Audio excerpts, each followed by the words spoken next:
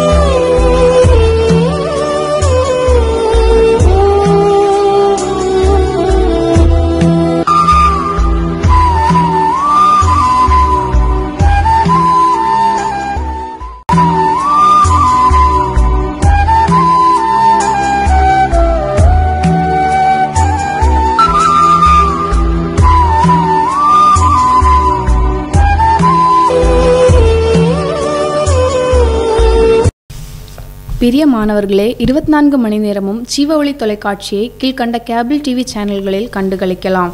அரசு cable 598, TCCL 740, VK digital 720, SCV 179, CTN 813, GTPL 982, Akshaya 675, Jack 92, Aristo 625. உங்கள் cellphone மூலமாகவும் உங்கள் வீட்டு தொலைக்காட்சி மூலமாகவும் கீழ்காணும் ஆப்களில் கண்டுகளியுங்கள். Android TV, Google TV, Airtel Xstream, Tata Play single, Amazon Fire TV, roku, Apple TV, LG smart TV, Hisense. வாங்கி படியுங்கள். இயேசு பெரியவர் வார இதழ், ஜீவ ஒளி ஜெபகோபுரம் மாத இதழ். ஒரு புத்தகத்தின் விலை 100 ரூபாய். இந்த புத்தகத்தின் பிரதிகள் உங்களுக்கு வேண்டுமானால் உங்கள் முகவரியை 9442131629 என்ற எண்ணிற்கு SMS அல்லது வாட்ஸ்அப் செய்யுங்கள். இந்த சுவிசேஷத்தை நீங்களும் அறிவிக்க விரும்பினால் உங்கள் திராணிக்கு தக்கதாக நீங்கள் இந்த புத்தகத்தை சுவிசேஷமாக அறிவிக்கலாம். அதற்கு ஒரு புத்தகத்திற்கு 100 ரூபாய் வீதம், 100 புத்தகம், 500 புத்தகம், 1000 புத்தகம் என நீங்களும் ஜனங்களுக்கு சுவிசேஷம் அறிவிக்கலாம். நீங்கள் விரும்பினால் இந்த புத்தகத்தின் விலையை 9442131629 என்ற எண்ணிற்கு ஜிபே அல்லது ஃபோன்பே மூலம் அனுப்பலாம். நன்றி.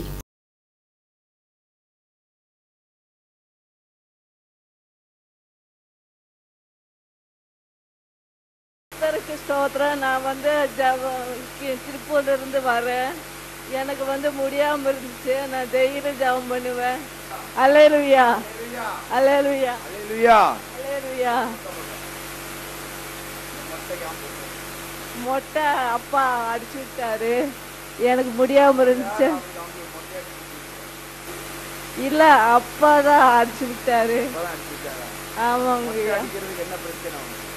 மொட்டை அடிக்கிறதுக்கு எனக்கு ரொம்ப முடியாம இருந்துச்சு. அப்பா டெய்லி ஜெபம் பண்ணுன்னு சொல்லுவாரு. இதுதாங்கய்யா. ஆமாங்கய்யா. தெரியாம போயிடுவேன். தெரியாம போயிடுச்சுங்கய்யா. ஞாபகம் இல்லாம ஓடி போயிடுவேன். எங்க அப்பா டெய்லி சொல்லுவாரு, நல்லா இரு சாமி, உனக்கு ஒன்னாகாது, டெய்லி ஜெபம் பண்ணுன்னு சொல்லி ஜெபம் பண்ணிட்டே இருப்பேன். ஆண்டவருக்கு ஸ்தோத்திரம். எனக்கு கை காலெல்லாம் நடுக்க மாதிரி வந்துச்சு. நான் டெய்லி ஜெபம் பண்ணுவேன். ஆண்டவர் எனக்கு இது வரைக்கும் சுகம் கொடுத்ததுக்காக நன்றி. ஆண்டவர்கிட்ட நான் டெய்லி ஜெபம் பண்ணுவேன். ஆண்டவா எனக்கு நல்லா ஜெபத்தை கொடுங்க ஆண்டவரே. இது வரைக்கும் எனக்கு ஆசை. நன்றி. சாபங்கள் நாமத்தில் ஒளிந்து போகட்டும். இப்பொழுது கையை தட்டுங்களா. இங்கே கேவியோ ஆனவராத்திடுவா சிங்கத்தேரையோ சோலை நெருப்போ அவர் என்னை காத்திடுவார். என்னை காப்பவர் அவரே என்னை காண்பவர். சிங்கத்தேரையோ சோலை நெருப்போ சுத்த மகனாய் இருக்க. ஆமென். அல்லேலூயா. உற்சாகத்தோடு கர்த்தருக்கு ஒரு அல்லேலூயா. சந்தோஷத்தோடு ஒரு அல்லேலூயா. அப்படி எழுப்பி நிற்போம். அல்லேலூயா அல்லேலூயா. விண்ணப்பத்தை கேட்பவரை, என் கண்ணீரை காண்பவரை, சுகம் தருபவரை ஸ்தோத்திரம் ஏசப்பா. விண்ணப்பத்தை கேட்பவரே, என் கண்ணீரை காண்பவரே, சுகம் தருபவரே ஸ்தோத்திரம் ஏசையா. விண்ணப்பத்தை கேட்பவரே, என் கண்ணீரை காண்பவரே, சுகம் தருபவரே ஸ்தோத்திரம் ஏசையா. உம்மால் கோடும் எல்லாம் கோடும், ஒரு வார்த்தை சொன்னால் போதும் ஐயா, ஒரு வார்த்தை சொன்னால் போதும் ஐயா, ஒரு வார்த்தை சொன்னால் போதும். விண்ணப்பத்தை கேட்பவரே, என் கண்ணீரை காண்பவரே, சுகம் தருபவரே ஸ்தோத்திரம் ஏசையா. மனதுருகி கரம் நீட்டி அதிசயம் செய்பவரே ஐயா, அதிசயம் செய்பவரே ஐயா, அதிசயம் செய்பவரே. விண்ணப்பத்தை கேட்பவரே, என் கண்ணீரை காண்பவரே, சுகம் தருபவரே ஸ்தோத்திரம் ஏசையா. சித்தமுண்டு சுத்தமாகு என்று சொல்லி சுகமாக்கினீர். சித்தமுண்டு சுத்தமாகு என்று சொல்லி சுகமாக்கினீர். ஐயா என்று சொல்லி சுகமாக்கினீர். ஐயா என்று சொல்லி சுகமாக்கினீர். விண்ணப்பத்தை கேட்பவரே, என் கண்ணீரை காண்பவரே,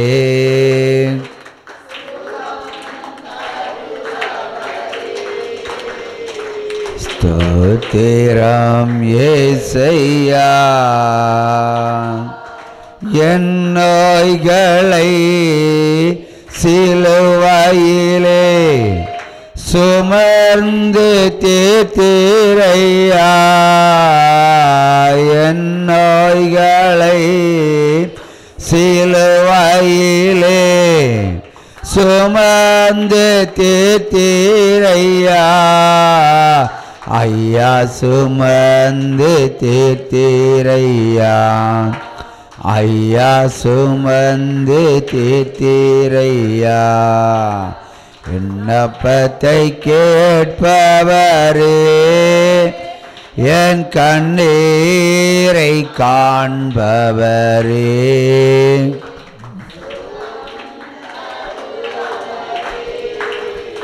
ஸ்தோத்திரம் ஏசையா.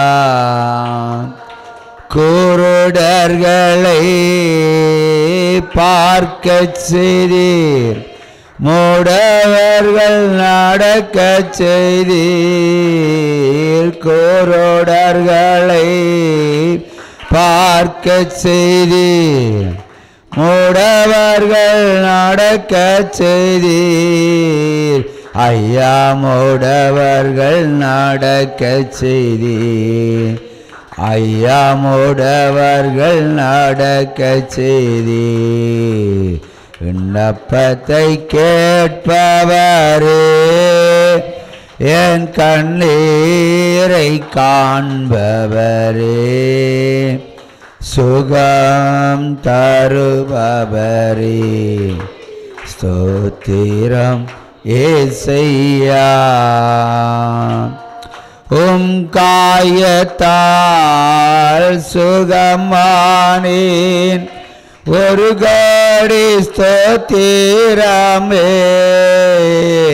உம் காயத்தால் சுகமானேன், ஒரு கோடி ஸ்தோத்திரமே.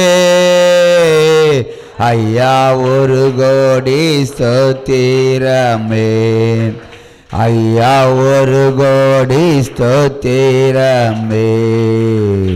விண்ணப்பத்தை கேட்பவரே, என் கண்ணீரை காண்பவரே,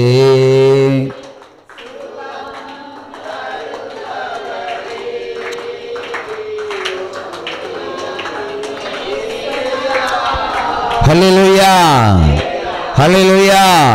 வானத்தையும் பூமியை உண்டாக்கின சர்வ வல்லவருக்கு ஒரு அல்லேலூயா சொல்லுவான். நம்மை காக்கிற தெய்வத்துக்கு ஒரு அல்லேலூயா சொல்லுவோம். சமாதானத்தையும் சந்தோஷத்தையும் கொடுக்க வந்திருக்கிற நல்ல தகப்பனுக்கு ஒரு அல்லேலூயா சொல்லுவோம்.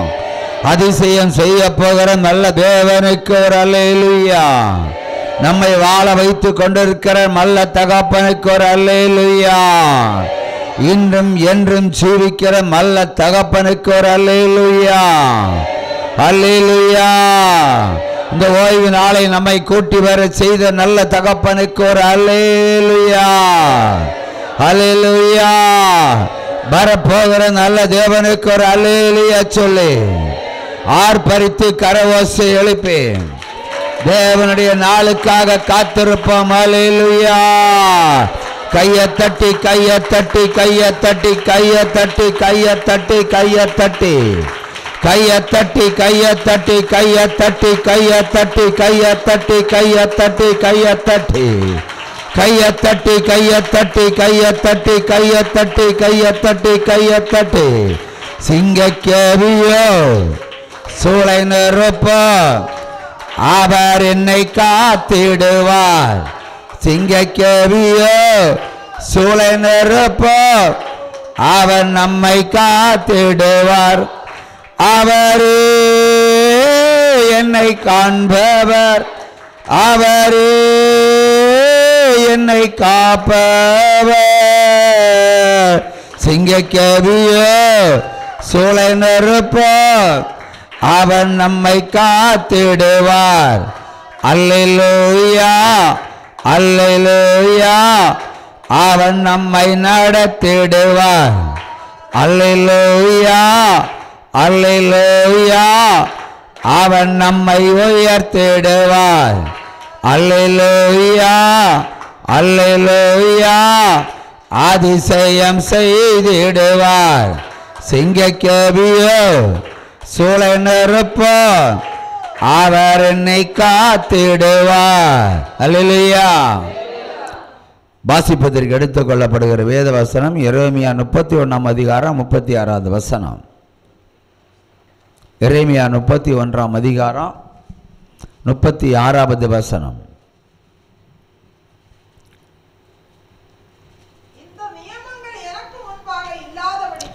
இந்த நியமங்கள் எனக்கு முன்பாக இல்லாதபடிக்கு ஒளிந்து போனால் அப்பொழுது இஸ்ரவேல் சந்ததியும் எனக்கு முன்பாக என்றைக்கும் ஒரு ஜாதியாய் இராதபடிக்கு அற்று போகும் என்று கர்த்தர் சொல்லுகிறார். திரும்பவும் வாசி.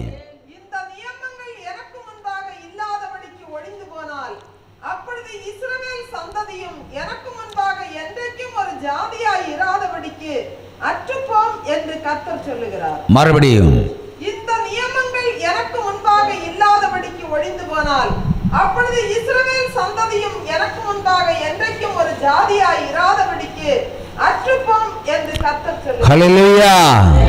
அப்படியே உபாகமம் 28:1 உபாகமம் 28:1 அப்படியே யாத்திராகமம் 15:26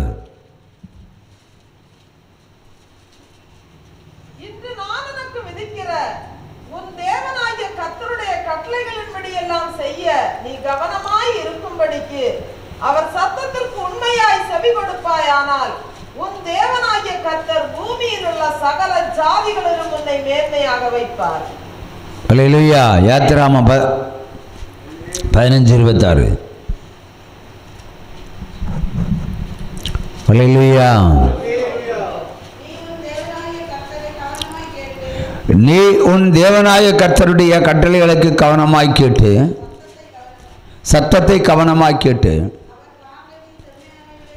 அவர் பார்வைக்கு செம்மையானவைகளை செய்து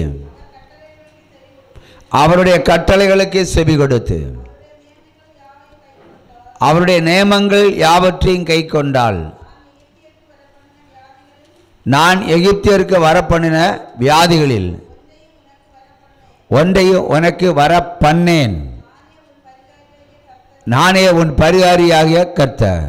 அல்லேலூயா. திரும்ப அதே வசனத்தை சேர்த்து வாசிங்க சிஸ்டர்.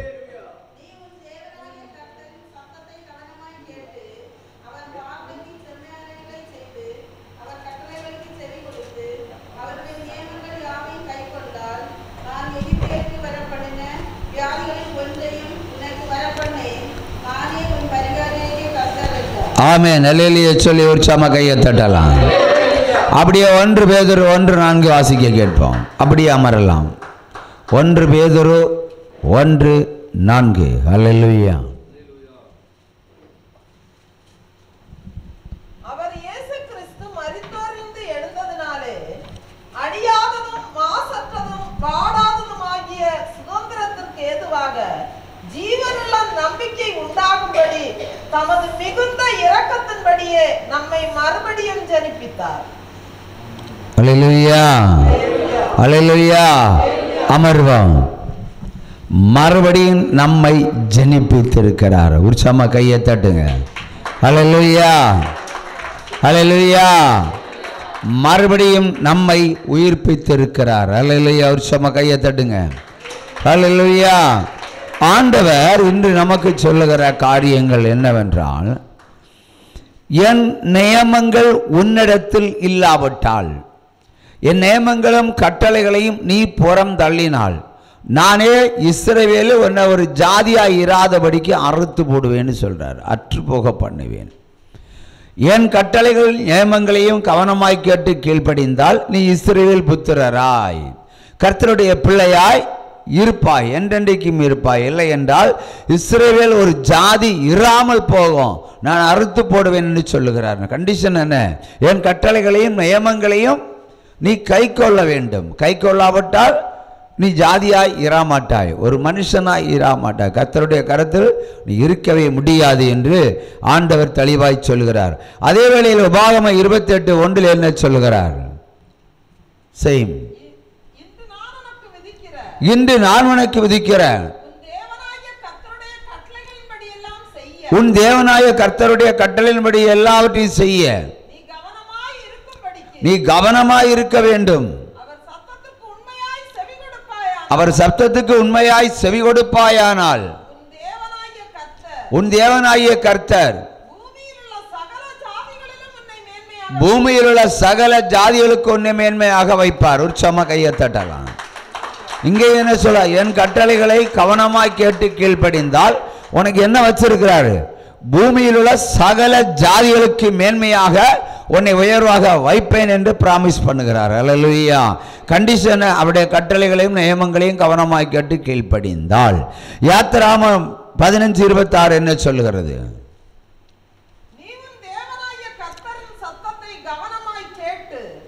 ஆமென். ஆமென். ஆமென். நியமங்கள் யாவையும் கைக்கொண்டால் நான் எகிப்தியருக்கு வரப்பண்ணின வியாதிகளில் ஒன்றையும் உனக்கு வரப்பண்ணேன். ஹல்லேலூயா. இங்கே அவர் என்ன சொல்றார்? என் கட்டளைகளையும் நியமங்களையும். இங்கே யார்தான் சொல்ற? என் கட்டளைகள் என் நியமங்கள் எல்லாவற்றையும் கை கொண்டால் எகிப்து தேசத்திற்கு அனுப்பின எந்த ஒரு கொள்ளை வியாதியையும் உனக்குள்ள அனுப்ப மாட்டேன். அப்படியானால் கட்டளைகளை கவனமாய் கேட்டு கீழ்ப்படியாவிட்டால் எகிப்து தேசத்தில் அனுப்பின எல்லா கொள்ளை வியாதியும் உனக்குள்ள அனுப்புவேன் என்று ஆண்டவர் இறுதியாகவும் நீதியாகவும் உரைக்கிறார். அல்லேலூயா. ஒரு சம கையை தட்டுங்க. எல்லாம் நிபந்தனைகள் தான். எது கட்டளை, எது நியமம்? எங்க பார்த்தாலும் கட்டளை நியமம், கட்டளை நியமம்னு சொல்றாரு. அப்ப கட்டளைன்னா என்ன, நியமம்னா என்ன? சொல்லுங்க பிரதர்.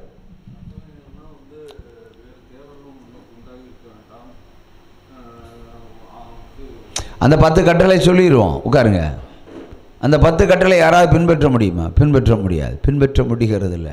அதில் மிகப்பெரிய ஒரு கட்டளை இருக்கிறது, பொய் பேசக்கூடாது. எல்லாத்திலும் பெருசது பொய் பேசக்கூடாது. ஆனால் நம்ம என்ன செய்வோம்? அதுதான் செய்வோம். ஆனால் தேவன் கட்டளைகளும் நியமங்களையும், அதாவது இப்போ ஒரு காவல்துறையில் ஒரு சட்டத்தை எடுத்தால் ஒரு சட்டத்தை எடுப்பாங்க. இன்ன சட்டத்தின்படி ஒரு ஆளை தண்டிக்கணுமா இருந்தால் இன்ன சட்டத்தின்படி. அடுத்த அதில் பிரிவு ஏயின் படி குற்றவாளியாய் தீர்க்கப்படுகிறாய். அங்கே சொல்றார். அப்போ கட்டளை ஒன்று, மெயின் கட்டளை ஒன்று, 10 கட்டளைகள். அதுக்கப்புறம் கீழே வருவது நியமங்கள், அண்ட் பிரான்ச்சஸ். நியமங்கள்னு சொல்லும்போது அதில் அநேக காரியங்கள் இருக்கு. ஒன்று, நன்மை செய்யாவிடில் பாவம் என்று ஆண்டவர் சொல்கிறார். நன்மை செய்யாவிடில் அது உனக்கு பாவம். அப்போ இது ஒரு நியமம். கட்டளை வேற, நியமம் வேற. அப்போ நீ நன்மை செய்யாமல் போனால் உனக்கு பாவம் உண்டாகும் என்று ஆண்டவர் சொல்லுகிறார்.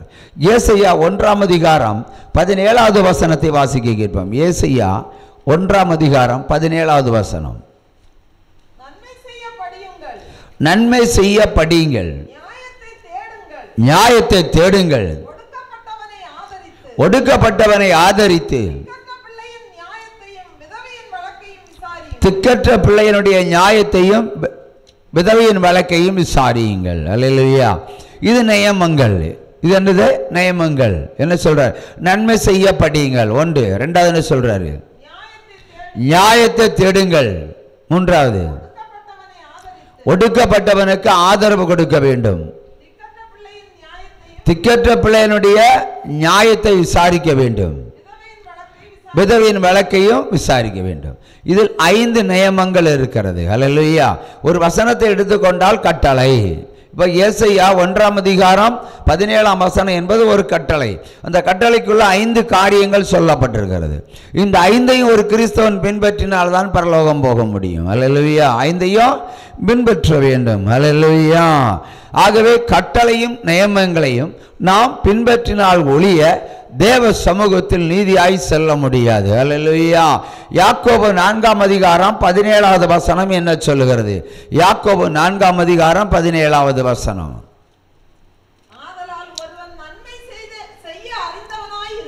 ஆகவே ஒருவன் நன்மை செய்ய அறிந்தவனாய் இருந்தும் அதை செய்யாமல் போனால் அது அவனுக்கு பாவமாயிருக்கும். நன்மை செய்யணும்னு வேதம் சொல்லுது. ஆனால் நம்ம நன்மை செய்யாமல் போனால் என்னது? அது அவனுக்கு பாவமாக தோன்றும். அல்லேலூயா.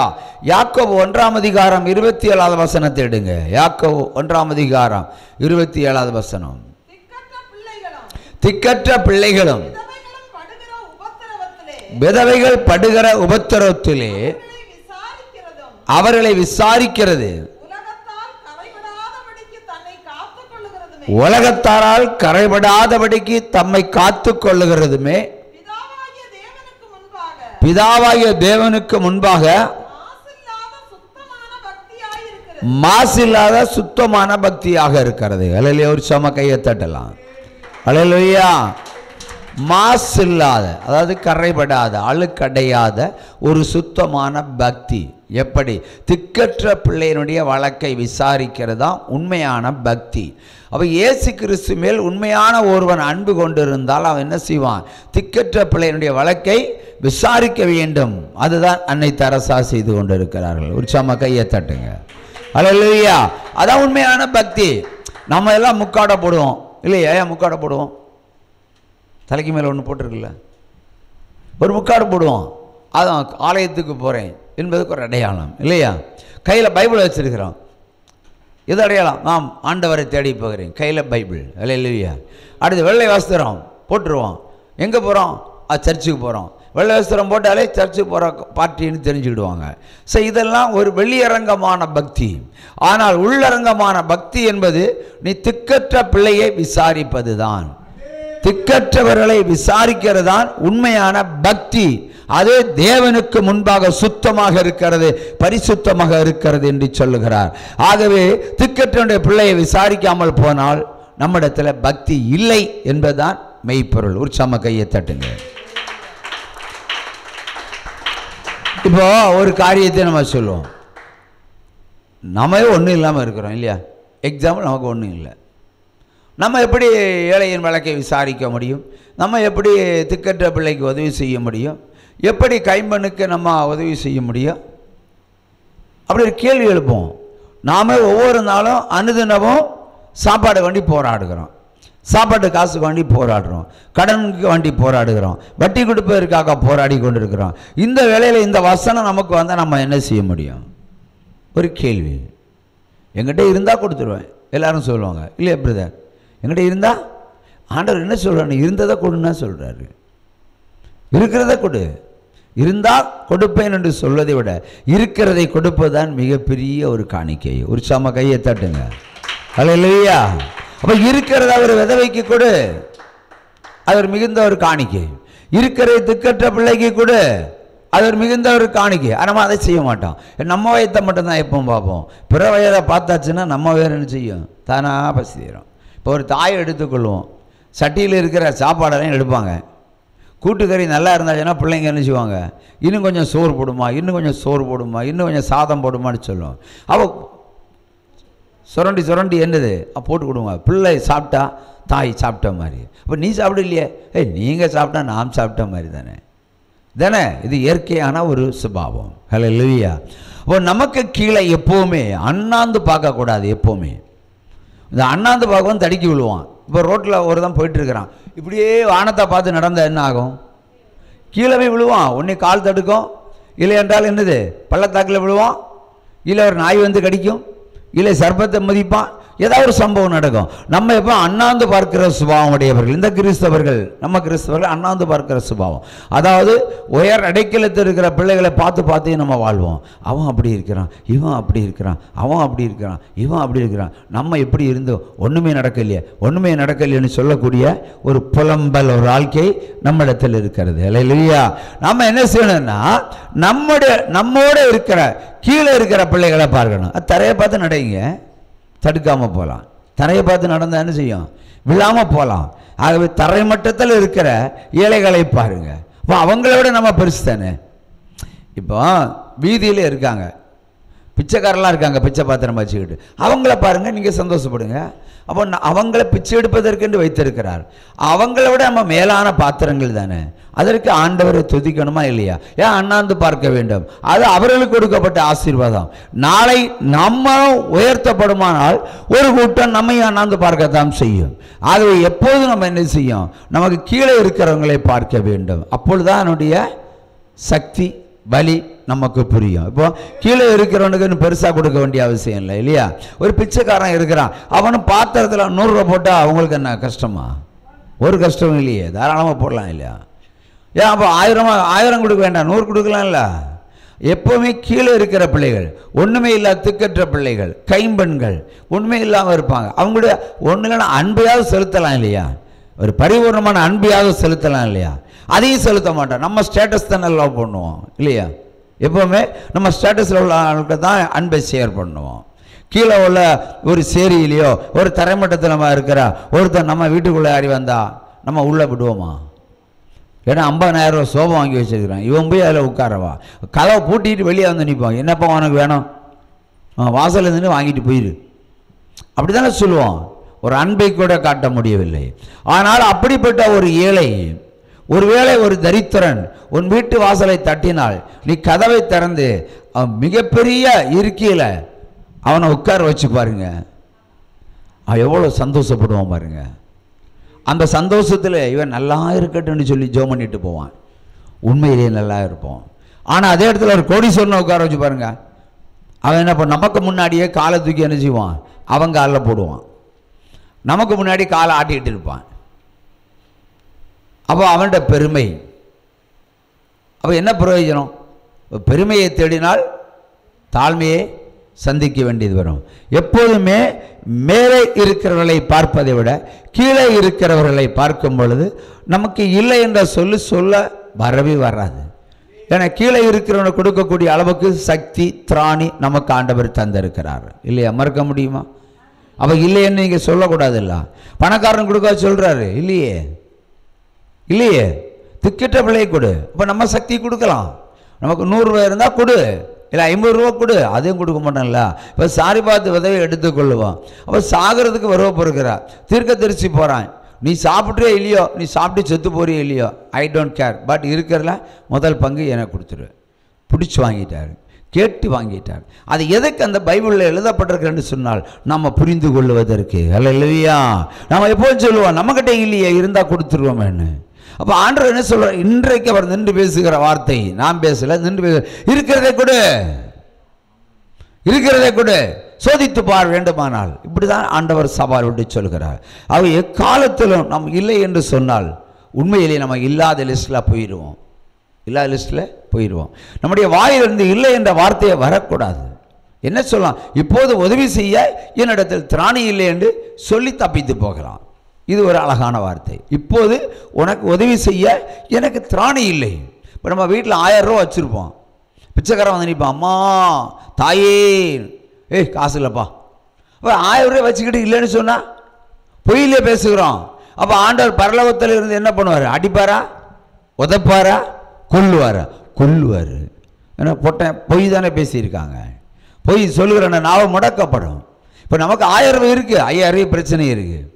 உனக்கு இப்போது தர எனக்கு சக்தி இல்லை இன்னும் சொன்னால் தப்பித்து போகலாம். அல்லேலூயா.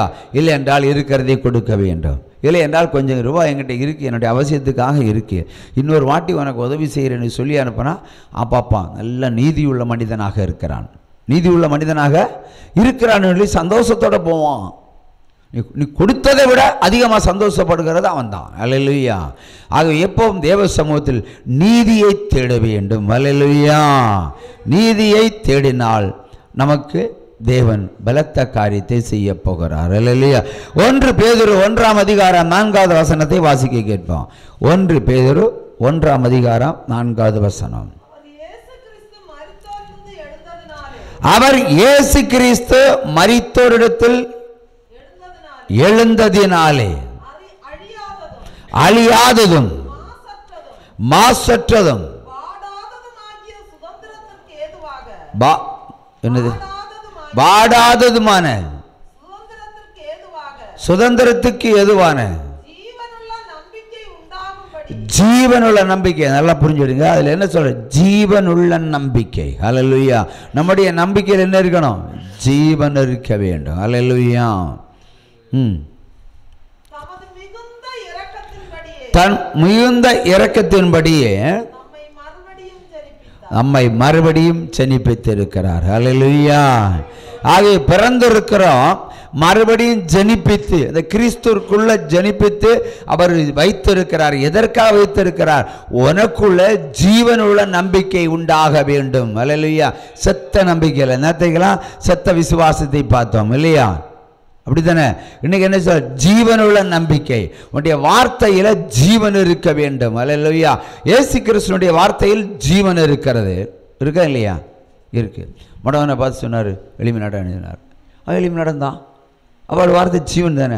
லாசரை பார்த்தாரு, மரித்து போய் கிடந்தான். எழும்பி வான்னு சொன்னார்.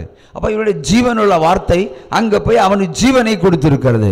அப்போ நம்ம ஜீவனுள்ள ஒரு நம்பிக்கையை நமக்குள்ள வைத்திருப்போமானால் நம்முடைய வாழ்க்கையில் அடிக்கடி வந்து என்ன சொல்லுவார்? எழும்பி பிரகாசின்னு சொல்லுவார். ஒரு செத்த டெட் பாடி மாதிரி கிடப்போம், இல்லை வியாதியினால் பாதிக்கப்பட்டிருப்போம், இல்லை ஒருத்தரத்தான் நொறுக்கப்பட்டிருப்போம். அப்பொழுதெல்லாம் ஜீவனுள்ள நம்பிக்கை நமக்குள்ளே இருக்க வேண்டும். அல்லையே பொய்யான நம்பிக்கையில் ஜீவனுள்ள நம்பிக்கை. ஜீவனுள்ள நம்பிக்கை இருந்தாச்சுன்னா திட்டம் உண்டாகும். என்ன? ஸ்ட்ராங் கான்ஃபிடன்ஸ் உண்டாகும். அல்லேலூயா. அவர் நடக்க சொன்னால் நடக்கணும், ஓட சொன்னால் ஓடணும், கீழ்ப்படிய சொன்னால் கீழ்ப்படியணும். அல்லேலூயா. இப்போ தேவனுடைய வார்த்தை என்பது இதுதான். தேவனுடைய வார்த்தையை கேட்கிறவராய் இராமல் கேட்டு அதன்படி நடக்கிறவர்களாக இருக்க வேண்டும். யாக்கோபு 1ஆம் அதிகாரம் 25வது வசனத்தை வாசிப்போம்.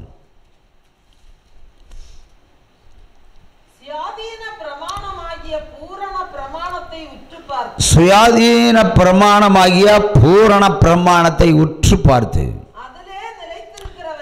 அதிலே நிலைத்திருக்கிறவனே கேட்கிறதை மறக்கிறவனாயிராமல் அதற்கு ஏற்ற கிரியைகளை செய்கிறவனாக இருந்து தன் செய்கையில் பாக்கியவானாக இருப்பான். அல்லேலூயா. ஆண்டவர் என்ன சொல்கிறார்? நீ சுயாதீன பிரமாணமாகிய பூரண பிரமாணத்தை உற்றுப்பார், அதை பழைய ஏற்பாடை உற்றுப்பார் என்று சொல்லுகிறார். அல்லேலூயா.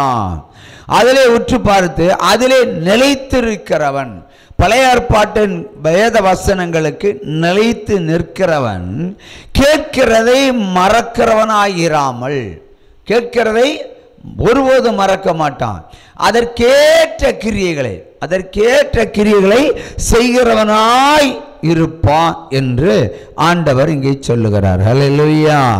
ஆகவே வசனத்தில் நிலைத்து நிற்க வேண்டும், வேத வசனத்தில் நிலைத்து நிற்க வேண்டும்.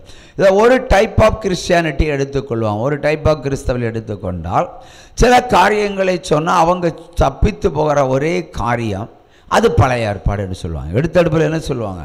அது பழைய ஏற்பாடு, அப்படி தானே சொல்லுவாங்க. அது பழைய ஏற்பாடு. அப்போ பழைய ஏற்பாட்டில் இருக்கிற காரியத்தை எல்லாம் நம்ம பின்பற்ற வேண்டாம் என்று தான் இங்கே அவர்கள் குறிப்பிடுகிறார்கள். ஆனால் பழைய ஏற்பாடை உற்று பார்த்து அதிலே நிலைத்திருக்கிறவன், அந்த அவருடைய வார்த்தையில் நிலைத்திருக்கிறவன் தான் கேட்கிறதை மறக்காமல் அதை கிரியைகளை ஏற்றபடி செய்வான். அல்லேலூயா. அதற்கேற்ற கிரியைகள். அல்லேலூயா. ஒரு எக்ஸாம்பிள், இப்போ அறிவு வேணும். யாருக்கு? சாலமோனுக்கு அறிவு வேணும். ஏன்னா அவன் ராஜாவாயிட்டான், ராஜாவாக மாறிட்டான். இப்போ ராஜாவுக்குன்னு சொன்னாலே அறிவு, ஞானம், புத்தி மூணும் வேண்டும் இல்லையா? அப்பொழுது அவன் என்ன செய்கிறான்? 1000 சர்வாங்க தகன பலியை கர்த்தருக்கென்று செலுத்துகிறான். 1000 சர்வாங்க தகன பலியை கர்த்தருக்கென்று செலுத்துகிறான். இப்போ அழைத்தவர் தேவன், அழைப்பித்ததும் தேவன், நடத்துகிறதும் தேவன், காக்கிறதும் தேவன், சாலமோனோடு கூட இருக்கிறதும் தேவன். ஏன் அப்பா காணிக்கையை கேட்டார்? கேட்கலாம் இல்லை? அவரோடு தான் இருக்கார் சாலமோன். கூட இருந்தவரை என்ன செய்யார்? யூதாசு கூட இருந்து காட்டி கொடுத்தான். இவர் கூடவே இருந்து என்ன பண்ணார்?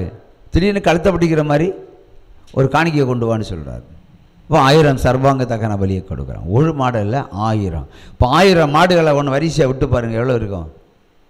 இங்கேருந்து நெல்லை வரைக்கும் சந்தைக்கு அடுக்கிற மாதிரி இருக்கும் இல்லையா? அதே இடத்துல 2,20,000 ஆட்டுக்கடாக்களை அனுப்புகிறான். 2,80,000 ஆட்டுக்குட்டிகளை கொடுக்குறான். அப்போ இதுவும் கட்டளைகளும் நியமங்களும்.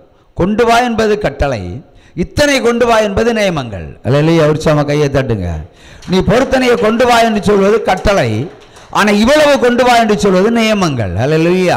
அதைத்தான் சாலமோன் செய்தான். அல்லேலூயா. அப்போ இன்றைக்கு நம்ம புதிய ஏற்பாடின் காலத்தில், வெளிப்பாடின் காலத்தில் இருக்கிற நாம் அந்த பூரண காரியத்தை உற்று பார்க்க வேண்டும். இப்போ சாலமோன் அறிவை பெறுவதற்கு என்ன செய்கிறான்? 1000 சர்வாங்க தகன பலியை செலுத்துகிறார். ஆண்டவர் ஞானத்தை கொடுக்கிறார், அறிவை கொடுக்கிறார், புத்தியை கொடுக்கிறார். அல்லேலூயா. என்றென்றைக்கு ராஜாவாய் அவன் நிலைத்து நிற்கிறான். இப்போ நம்ம பூரண பிரமாணத்தை உற்று பார்த்து அதற்கேற்ற கிரியைகள். அல்லேலூயா. இங்கே தான் வார்த்தை, அதற்கேற்ற கிரியைகள். கிரியைகள் என்று சொன்னால் வெளிப்பாடு இல்லையா? இப்போ நான் பேசிகிட்டு இருக்கிறேன், வெளிப்படுகிறது, வார்த்தைகள் வெளிப்படுகிறது. சும்மா தானா நான் வாயை மட்டும் அசைச்சிட்டு இருந்தா, மைக் ஆஃப் பண்ணி, உங்களுக்கு நான் என்ன பேசுகிறேன்னே உங்களுக்கு புரியாது. ஆனால் ஏதோ பேசுகிறேன்னு மட்டும்தான் தெரியும் இல்லையா? அப்போ மைக் ஆன் பண்ணால் தான் கிரியைகள் வெளிப்படும். இப்போ மைக் ஆன் பண்ணியாச்சு, கிரியைகள் வருகிறது. அல்லேலூயா. வார்த்தைகள் வருகிறது. அந்த வார்த்தைகள் தான் அவனுடைய கிரியைகள். அப்போ நம்ம வெளிப்பாடின் காலத்தில் இருக்கிறவங்க என்ன சொல்லணும்? இன்றைக்கு 1000 மாடுகளை கொடுத்து அவன் பலியை அவன் நிறைவேற்றி இருக்கிறான். அப்போ இன்றைக்கு 1000 மாடுகளுடைய விலையை என்ன செய்யணும்? கர்த்தருக்கு என்று காணிக்கையாய் செலுத்த வேண்டும். ஒரு சம கையை தட்டுங்க. அப்போ ஞானம், அறிவு, புத்தி மூன்றையும் பெற வேண்டுமானால் அதற்கேற்ற கிரியைகளை, பூரண பலியை உற்று பார்த்து அதற்கேற்ற கிரியைகளை நடப்பிக்க வேண்டும் என்று ஆண்டவர் சொல்கிறார். கொடுப்போமா? கொடுக்க மாட்டான். இப்போ ஒரு தாயை எடுத்துக்கொள்ளுவோம். ஒரு பிள்ளை எல்கேஜி படிக்கிறேன்னு வைப்போம். எல்கேஜி யூகேஜின்னு வைப்போம். எல்கேஜி பெருசா யூகேஜி பெருசா? யூகேஜி பெருசா? யூகேஜி தான் பெருசா? அப்போ எல்கேஜி முன்னாடியா? ஃபஸ்ட்டு எல்கேஜி, அது யூகேஜி. அப்போ அந்த எல்கேஜி படிக்கிற அந்த பிள்ளைக்கு இன்றைக்கி 2 லட்சம் ரூபா அட்வான்ஸ் கொடுத்து படிக்கிறவங்களும் இருக்காங்க இல்லையா? டெபாசிட் கட்டி படிக்கிறவங்களும் இருக்காங்க. இருக்காங்களா இல்லையா? இருக்காங்க. ஒரு முறை நான் ஒரு சிறு குழந்தைக்காக, ஒரு அட்மிஷனுக்காக ஒரு பள்ளி தாளாளரை சந்தித்தேன். அங்கே என்ன பண்ணுவாங்கன்னா, அந்த எக்ஸாம் பாஸ் ஆக வேண்டுமானால் அந்த பிள்ளைய ஒரு இன்டர்வியூ வைப்பாங்க. அந்த குழந்தை ஒரு கொஸ்டின் பேப்பர் கொடுப்பாங்க, அதை எழுதணும். எழுதினா தான் அதில் அட்மிஷன். வேறு ஒன்றும் இல்லை. இங்கே இந்த மாவட்டத்தில் இருக்கிற ஒரு பிரபலமான ஒரு பள்ளிக்கூடம், ஒரு எம்எல்ஏனுடைய சுதந்திர பள்ளிக்கூடம். அல்லேலூயா. அங்கே நான் போகிறேன். அங்கே என்ன பண்ணாங்க, எல்லா பணக்காரர்களும் பல வருடங்களுக்கு முன்னாடி அடுத்த வருஷம் அட்மிஷன் பண்ணால் இந்த வருஷமே கொண்டு பணத்தை கட்டிடுவாங்க. 5 லட்ச ரூபா, 2.5 லட்ச ரூபா குறைந்தபட்சம் அவங்களுக்கு தான் அந்த அட்மிஷன். ஒரு மாதிரிப்பட்டவங்களும் போக முடியாது. இப்போ நான் போனேன்.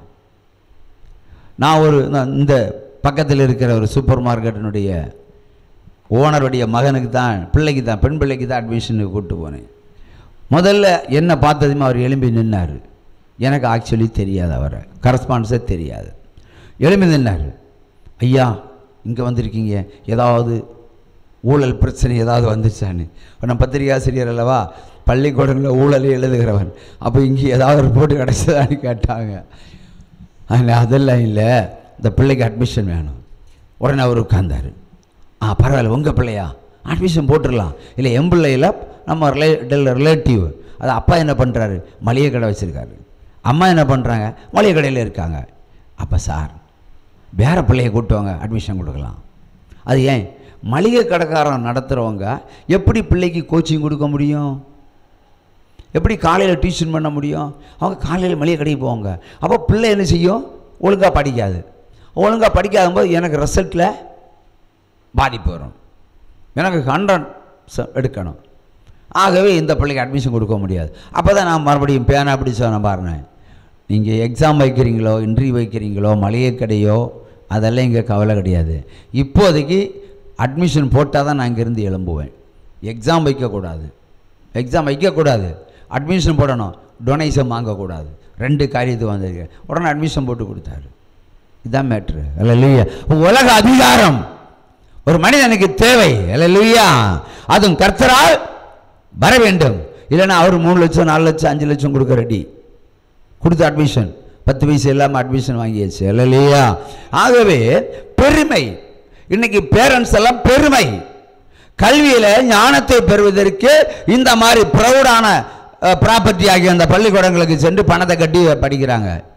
நான் என்ன சொல்கிறேன்னா, இந்த குழந்தை நன்றாய் அறிவை பெறுவதற்கு, நன்றாய் ஞானத்தை பெறுவதற்கு, ஒழுக்கத்தோடு வாழ்வதற்கு, படித்து முடித்து உடனே வேலை கிடைப்பதற்கு கர்த்தருக்கு ஒரு பொருத்தனை செலுத்திட்டு பள்ளிக்கூடத்துக்கு அனுப்பு என்று சொல்லுகிறேன். இதில் என்ன தவறு இருக்கு?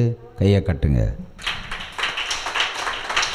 உள்ள வந்தாச்சா முதல்ல பரிசுத்தம், முதல்ல தாய் பரிசுத்தம். ஏனென்றால் பிரசவிக்கிறதே பாவம் என்று வேதம் நமக்கு சொல்லுகிறது. அல்லேலூயா. லேவியர் ஆகமம் 12ஆம் அதிகாரம் அதில் 5, 6, 7 வசனங்கள் சொல்லுகிறது. பிரசவித்தாலே பாவம் என்று சொல்லுகிறது. ஆகவே ஒரு தாய் பரிசுத்தம் பண்ணப்பட வேண்டும். அதுவும் பொருத்தனை பலி செலுத்தி தான் பரிசுத்தமாக வேண்டும். 2வது பெற்ற பிள்ளையை பரிசுத்தம் பண்ண வேண்டும். அல்லேலூயா. நான் தீட்டாய் இருந்து இந்த பிள்ளையை பெற்றெடுத்தேன். அல்லேலூயா. மாமிசமான ஒரு புருஷனுக்கு இந்த பிள்ளையை பெற்றெடுத்தேன், இல்லை மாமிசமான சரீரத்தில் இருந்து இந்த பிள்ளையை பெற்றெடுத்தேன்.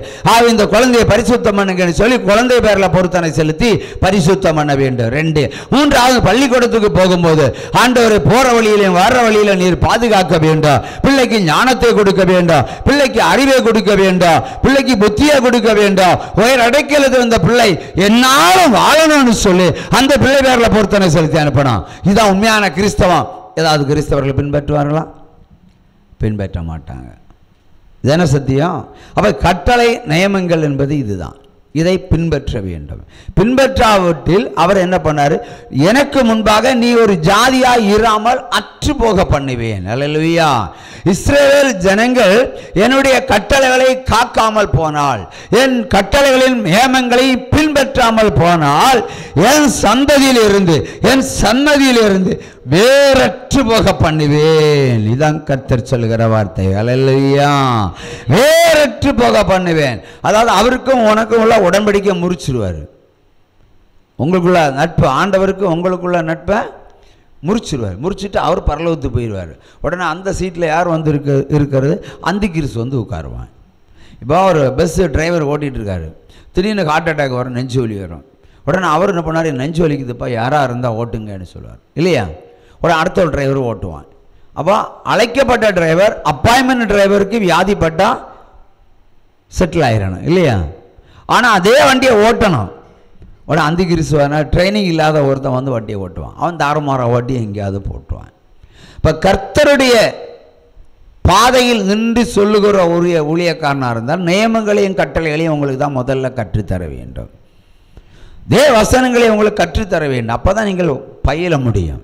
அதாவது ப்ரீச்சிங் என்பது ஒரு டீச்சிங் தான். அல்லேலூயா. வேதம் உங்களுக்கு பயிற்றுவிக்கிற ஒரு வாத்தியார் தான் அந்த ஊழியக்காரர்கள். அல்லேலூயா. அது வேதத்தை நீங்கள் கற்றுக்கொள்ள வேண்டும். இது விழுந்து விழுந்து படிப்பாங்க. இரவு தூங்குறதே இல்லை. நாளை எக்ஸாம்னா 3 ராத்திரி வரைக்கும் பிள்ளைய தூங்குறது கிடையாது. விடிய விடிய விடிய படிச்சுட்டே இருப்பாங்க. அசோகர் எங்கே படையெடுத்தார் சொல்லுங்க பிரதர்? அசோகர் எங்கே எந்த நாட்டிலே படையெடுத்தார்?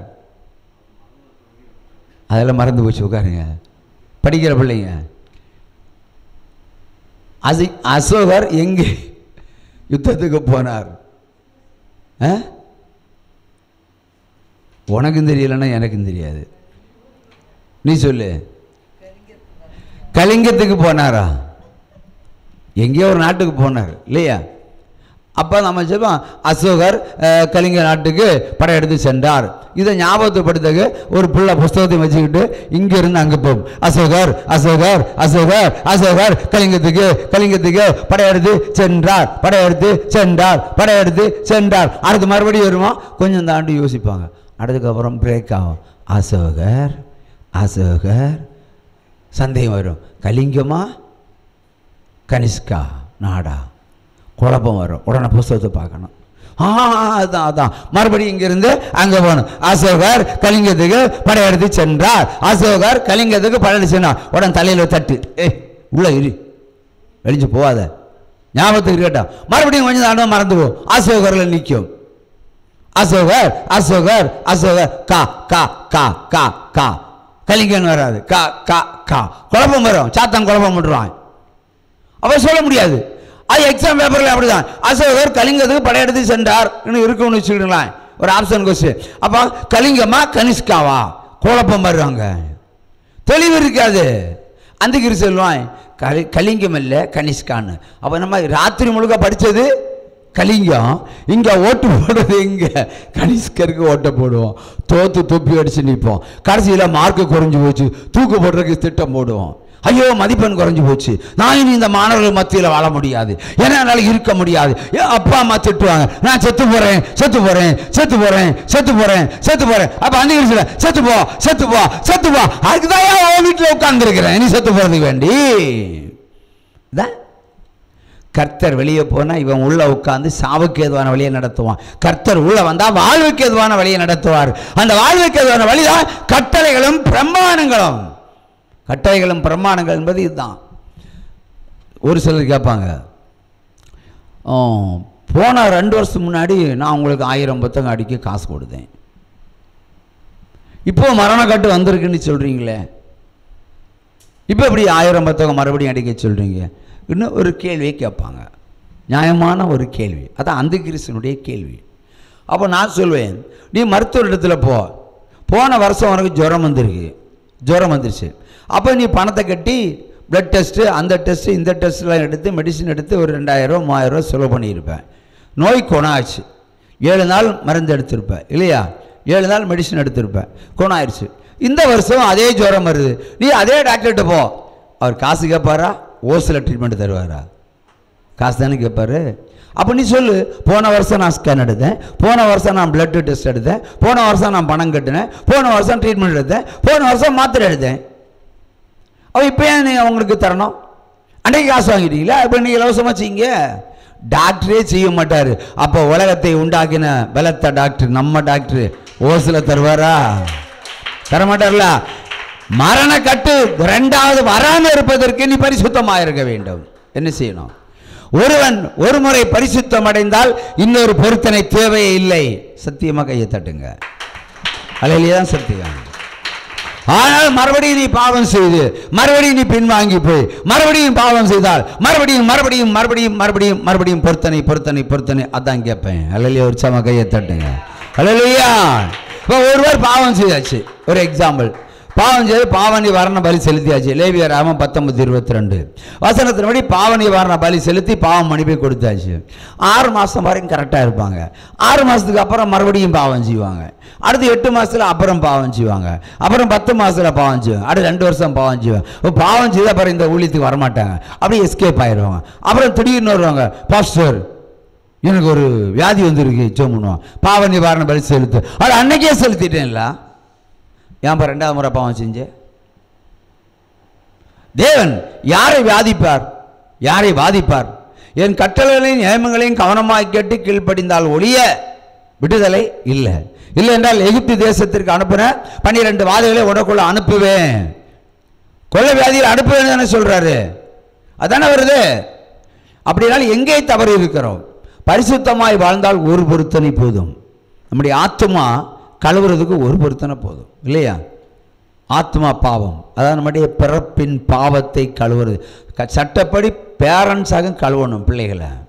ஆனால் பேரண்ட்ஸு கழுவ மறந்து விட்டால் தனக்கு தானே என்ன செய்யணும்? பொருத்தனை செலுத்தி தன்னுடைய ஆத்மா பாவத்தை கழுவி பரிசுத்தமாய் வாழலாம். பரிசுத்தமாய் வாழ்ந்தா பாவமே செய்ய முடியாது. உற்சாம கையை தட்டுங்க.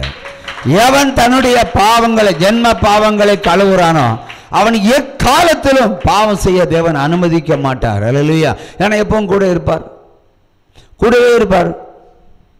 அப்படி மீறி பாவம் செய்வதற்கு அந்த கிறிஸ்து உள்ளே இருந்து கிரியை செய்தாலும் ஆண்டவர் என்ன செய்வார்? அவளை எப்படியாவது பாவம் செய்யாம திரும்ப கூட்டிட்டு வந்துடுவார். அதான் தேவன், நடத்துகிற தேவன். அல்லேலூயா.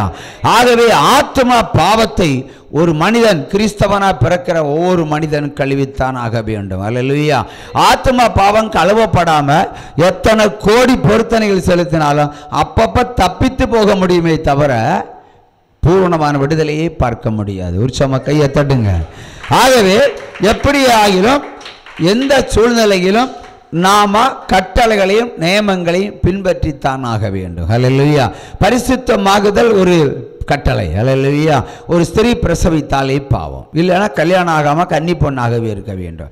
கன்னி பொண்ணாக இருந்தாச்சுன்னா ஒரு பொருத்தனையும் தேவையில்லை. பாவம் செய்யாமல் இருந்தால் ஒரு பொருத்தனையும் தேவையில்லை.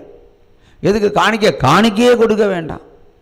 நான் சொல்லுவேன் ஆண்டவர்கிட்ட, அந்த காலத்தில் சொன்ன என்னை அவர் அழைத்த உடனே சொன்னார், ஆண்டவர் தசமபாகம் உமக்கு தர மாட்டேன். நானே சொல்லுவேன், தசமபாகம் உமக்கு தர மாட்டேன், என்னையே எடுத்துக்கொள்ளும், என்னையே எடுத்துக்கொள்ளும், எனக்கு உண்டாகிற எல்லாவற்றையும் எடுத்துக்கொள்ளும். இந்த என்ன, ஒரு ஃபேனை கலட்டி 45 ரூபாய்க்கும் 50 ரூபாய்க்கு விற்றாங்க கஞ்சி காய்ச்சி குடிக்கிறது. அந்த 45 விற்ற வேலையில் என்னையே எடுத்துக்கொள்ளும். எல்லாரும் நீங்களும் தப்பித்து போவீர்கள், தப்பித்து போய் சொல்லுவீங்க, என்னையே பொறுத்தனை எடுத்துக்கொள்ளுன்னு சொல்லுவாங்க. ஆனால் உண்மையிலேயே நான் என்னையை ஒப்பு கொடுத்தது உண்மைதான். என்கிட்ட உண்மை இல்லை தான், எல்லாமே எடுத்துக்கொள்ளணும்னு சொன்னேன். அவர் என்னை எடுத்துக்கொண்டார். ஆனால் அவருக்குரிய எல்லாவற்றையும் எனக்கு தந்து என்னை கம்பீர சப்தத்தோடு நடத்துகிறார். இது உண்மையான பொறுத்தனை. ஹல்லேலூயா. அதனால் என் மனைவி வேலை செய்கிற சம்பளம் இன்னைக்கு வரும் ஒரு மாதம் இல்லை, ஒரு 24 மணி நேரம் என் பாக்கெட்டில் இருந்ததும் கிடையாது, அதை மொத்தமாக பார்த்ததும் கிடையாது. அப்படியே உழுது போயிடும். எல்லாரும் தசமாக தான் கொடுப்பாங்க. இப்போ எங்களுக்கு உண்டாகிற எல்லாவற்றையும் கர்த்தர் கொடுத்துட்டு ஒன்றும் இல்லாமல் இருப்போம். ஆனால் எந்த இடத்துலையும் ஒன்றும் இல்லாதவர்களாய் ஒருபோதும் அவர் நடத்தினது கிடையாது. அல்லேலூயா. உற்சவமா கையை தட்டுங்க. அல்லேலூயா. ஆகவே இது உண்மையான வழி. நீங்கள்லாம் சொல்லுவாங்க, இப்போ ஒரு மகன் மருத்துவமனையில் படுத்து கிடக்கிறான், வியாதியஸ்தன். தகப்பன் அந்த பிள்ளைக்கு ஜெபம் பண்ண சொல்லுவார். இப்போ நான் சொல்லுவேன், அந்த பிள்ளையை காப்பாற்றுறதுக்கு ஒரு பொருத்தனை செலுத்துங்கன்னு சொல்லுவேன். உடனே சொல்லுவான், நான் அந்த பிள்ளை கொணானால் ஊழியத்துக்கு ஒப்பு கொடுத்துருக்கிறேன்னு சொல்லுவார். நிறைய பேர் அப்படி தான் சொல்கிறாங்க, அந்த பிள்ளை குணமானால் ஊழியத்துக்கு ஒப்பு கொடுத்துருக்கிறேன், அவர் ஊழியம் செய்யட்டும். அப்போ நான் கேட்டேன், ஒருவேளை அவர் குணமாகி ஒருவேளை அவர் ஊழியத்துக்கு போகாவிட்டால் நீங்கள் போவீங்களான்னு கேட்டேன். ஊழியத்துக்கு உங்கள் பொண்டாட்டியை விட்டுட்டு பிள்ளைகளை விட்டுட்டு இல்லை என்ன சபைக்கு வந்துடுவீங்களான்னு கேட்டேன். அது எப்படி வர முடியும்? அவனை தானே ஒப்பு கொடுத்தேன். அவன் செய்யலைன்னா நீ செய்ய அந்த படியை. பிறகு என்ன எப்படி பொருத்தனை பண்ணுற? காலையில் டாக்டருக்கு எவ்வளோ கட்டுனேன்? அது 1,45,000 ரூபாய் கட்டுனேன். 40,000 கட்டி குணம் ஆகலையே. இப்போ ஆண்டரை தேடுற, நீ மருத்துவத்தை மட்டும் நம்பு, என் தேவனை தேடுற. வேதம் என்ன சொல்லு? சங்கீதம் 50, 14, 15 ஸ்தோத்திர பலியிட்டு உன்னதமானவருக்கு உன் பொருத்தனை செலுத்தி ஆபத்து காலத்தில் என்னை நோக்கி கூப்பிடு, அவரை நோக்கி கூப்பிட சொல்றார். நீ டாக்டர் நோக்கி கூப்பிட்ட, அவர் டாக்டர் குணமாக்கிடுவாரு. ஏன் ஆண்டவர் தர்ற? அது பொருத்தனை பண்ணியிருக்கிறேன். எப்படி?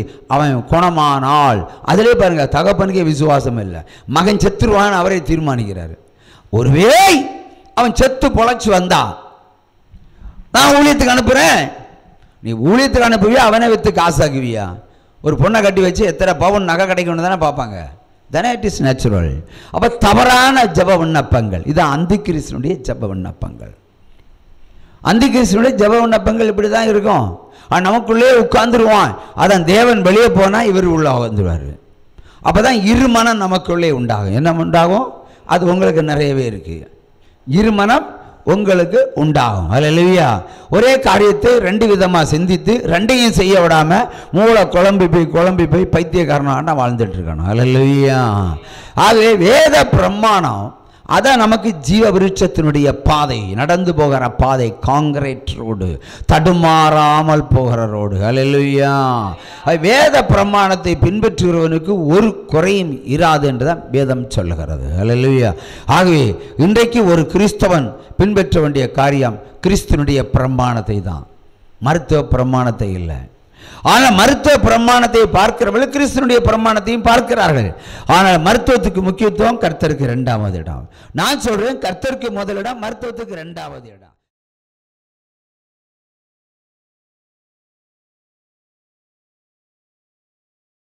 கர்த்தருடைய பரிசுத்த நாமத்துக்கு ஸ்தோத்திரம். இந்த பையன் வந்து 10 வயசாகுது, 19 கிலோ தான் இருப்பான், வெயிட்டே ஏற மாட்டான். அதுக்கப்புறம் நெஞ்சே விளாண்டுக்கிட்டு இருக்கிறப்ப நெஞ்சே வலிக்குது அப்படின்னு சொல்லிட்டு வந்து சும்மா சொன்னப்போ எனக்கு ரொம்ப மனசு கஷ்டமாக போயிட்டு, வெயிட்டும் ஏற மாட்டேங்கிறான், 19 கிலோ இருக்கான். ஆனால் நார்மலாக 10 வயசு பிள்ளைங்க 30 கிலோ இருக்கணும்னு டாக்டர் சொன்னாங்க. ஆனால் 19 கிலோ தான் இருக்கிறான், வெயிட்டே ஏற மாட்டான். அவனும் கையால் எடுத்து சாப்பிட மாட்டான், நம்மளாம் அடித்து ஊட்டினா தான் சாப்பிடுவான். ஸ்கூலில் போய் சாப்பிட சொன்னாலும் ஸ்கூல்லேயும் ஒரு 2 வா சாப்பிட்டுட்டு மிச்சத்தை கொட்டிட்டு வந்துடுவான். அதே போல் இருக்கிறப்ப ஒரு நாள் விளையாண்டுக்கிட்டு இருக்கிறப்ப நெஞ்சே வலிக்குதுமா அப்படின்னு சொன்னான். எனக்கு ரொம்ப மனசு கஷ்டமாக போயிட்டு, ஏசப்பா என் பிள்ளைங்களுக்கு எதுவுமே இருக்கக்கூடாது, நாங்கள் ரொம்ப கஷ்டமான ஃபேமிலி, ஏசப்பா என் பிள்ளைங்களுக்கு எந்த ஒரு பிரச்சனையும் ஹார்ட்டிலலாம் வந்துடவே கூடாது அப்படின்னு சொல்லி ஏசப்பாட்ட ஜெபம் பண்ணிவிட்டு ஐயாக்கிட்ட உடனே ஃபோன் பண்ணி ஜெபம் பண்ணினேன். நான் ஆஸ்பத்திரி ஜிஹெச்சுக்கு தான் எங்கள் வசதிக்கு அழைச்சிட்டு போக முடியும், என் பிள்ளைங்களை அழைச்சிட்டு போய் என் பிள்ளைய காட்ட போகிறேன், ஏசப்பா எந்த பிரச்சனையும் இல்லைன்னு சொல்லணும் ஐயா அப்படின்னு சொன்னேன். ஜெப எண்ணெய் வச்சுருக்கீங்களான்னு கேட்டாங்க. வச்சுருக்கையா அப்படின்னு சொன்னேன். ஜெப எண்ணெய் கையில் எடுங்க அப்படின்னு சொன்னாங்க. ஜெப எண்ணெய் கையில் எடுத்து மறுபடியும் நான் ஜெபம் பண்ணி தரேன், அந்த எண்ணெயை போட்டு விட்டு நீங்கள் அழைச்சிட்டு போங்க அப்படின்னு சொன்னாங்க. மறுபடியும் அந்த ஜெப எண்ணெய் கையில் எடுத்து ஐயா ஜெபம் பண்ணோன்னே அந்த எண்ணெயை போட்டு விட்டு மறுநாள் ஜிஹெச்சுக்கு அழைச்சிட்டு போயிட்டு டாக்டர்கிட்ட காமிச்சேன். அப்போ இசிஜி எடுக்கணுமா அப்படின்னு சொன்னாங்க. இசிஜி எடுத்தாங்க.